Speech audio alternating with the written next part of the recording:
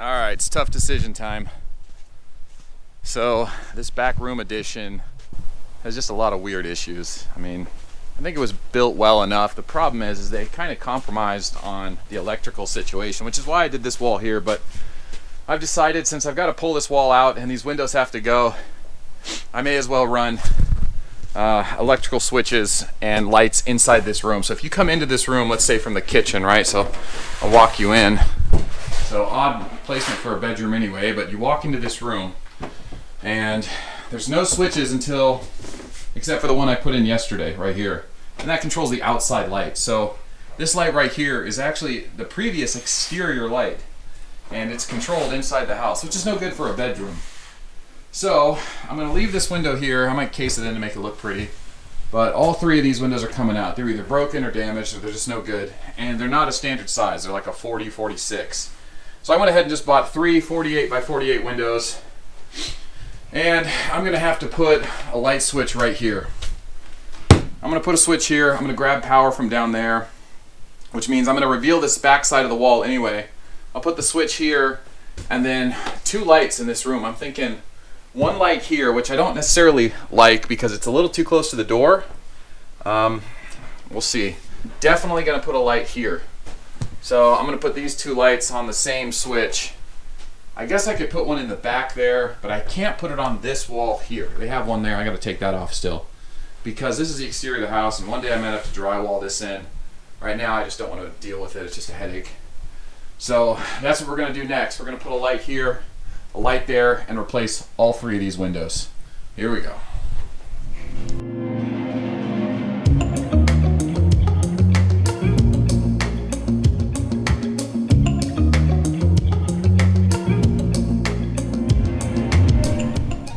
Alright, so quick update. We have framed in one side. This is kind of what it looked like. Here's the original side, and this is what we had to do here. So the weight of the roof luckily isn't on the window, which normally what you see is it's all loaded on the top of the window and the header, but there's actually a header running all the way across, and we're going to drop the weight onto that header. So we can just kind of put this window in like this, and then we just sistered this 2x4 right here down to there, and that's picking up the weight from the window and the movement there. So now we got that window to do, and the electrical. Now some dummies pulled this out, and you can see they didn't wire nut this. This is still hot, so it's been sparking and arcing for who knows how long. I'm gonna shut the breaker off and fix that right now.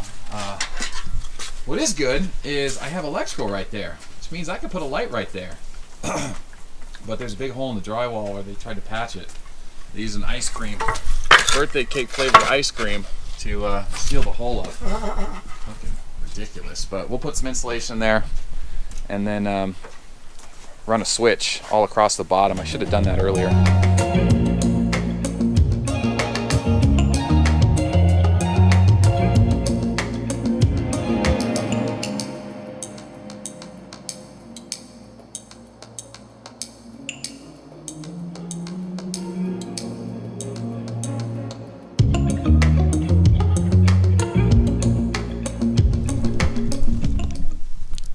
All right, checking in for an update. We're at the third window here, and we went ahead and moved it out 1.5 inches this way and another 8 inches down. So our third window is going to be flush and level with the other two windows. And this one was a lot easier because we'd already done two on this kind of wall. And I got to say, the contractor who built it did a pretty good job. I was concerned at first because of the lack of electrical, but all in all, a pretty sound build. So we're about to throw the last panels on. This one, that one, and the third window, and then we'll have this thing wrapped up, hopefully before the major storm gets here. It's time for an afternoon update. So here's where we're at. We focused our attention on this back window here, and it is now in. I'll come around the front and show you guys what the outside of the building looks like on day 2 of the window remodel. This is technically day 3. Day 1 was demo. Day 2 was the first couple windows and the flooring, rest of the flooring, and then day 3 was immediately this window went in. So we still got to deal with this siding here. This piece needs to be tacked back in and liquid nailed up to kind of restore it. That's an old trick, you know.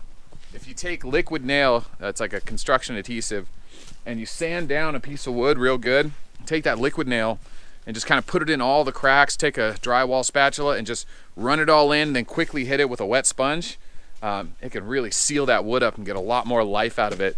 Makes it kind of impervious, and it's a lot cheaper than buying new wood, and it's nice when it's already cut to size. And then you just throw some primer paint on it, looks brand new.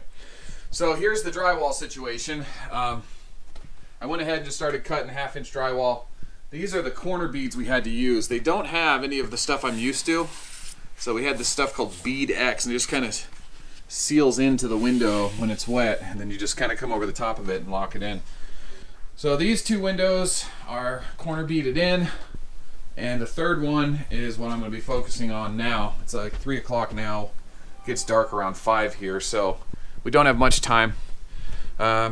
We worked till dark last night because the storm was coming, but you know, these storms keep saying they're coming and they don't seem to show up. Oh, also we did the trim around the doors, the corners around the doors. These were missing or damaged, so I went ahead and just mitered those in, and I fixed that corner there, and I fixed this window here. Now you can tell this one is slightly different. See how this is a full 1 3/8 and this one is about a 1/2 inch or maybe an inch. I don't know, that does look like a normal inch. Anyway, I had to run it down a little bit there, so we'll just caulk all this in. All this is getting painted, so even though that's slightly different, it's all going to look fine. So all the house is now drywalled. So if you look around, you can see all the gaps between this finished wood is it's all filled in now. Ultimately, oh, this room never even got done. All right, so oops, sorry, camera. We still got to do this room. The flooring is out of the bathroom now. There's a subfloor issue here. That's no big deal. We just pull that up. And by the way, that's not all wet or water damage. That's just the darkness of the adhesive that was being used. I was worried when I saw that. And so this is the master bedroom. Decided I'm going to leave this. I'm going to leave this original. The camera dropped. Because it's going to match the flooring. The flooring is like a tan gray color. It's oak. It's a LVP laminate floor. Not a laminate. It's an LVP floor. So that's going to look really nice. I'm just going to take the drywall to here, texture to here, leave this color in. So we'll just tape that off when we're spraying and leave this all original because it's not damaged. I just don't like the way it looks. And my biggest concern is that this is a 40-year-old house or 36 years old. So it has a smell. Not necessarily a bad smell. Right now, it just smells like a normal house. Well, if you're renting out a house or selling a house, it's really in your best interest to be able to restore that house to a condition that is most like new when you can, which means getting rid of bad subflooring, painting over any old surfaces, sealing in anything that could emanate from the house. So I like the idea of drywalling and painting all these walls just to seal and lock in years and years of other people living in the house. So yeah, that's where we're at now. What's the main objective for today? Finishing the drywall in the back room, the corner bead, and then going around to all this area with caulking if I got time. And I'm just going to start caulking everything in, all these little gaps up here. Because once we primer it and paint it, anywhere there's a gap is going to look black. It's going to look odd. So thanks DirecTV for punching a hole in the roof there.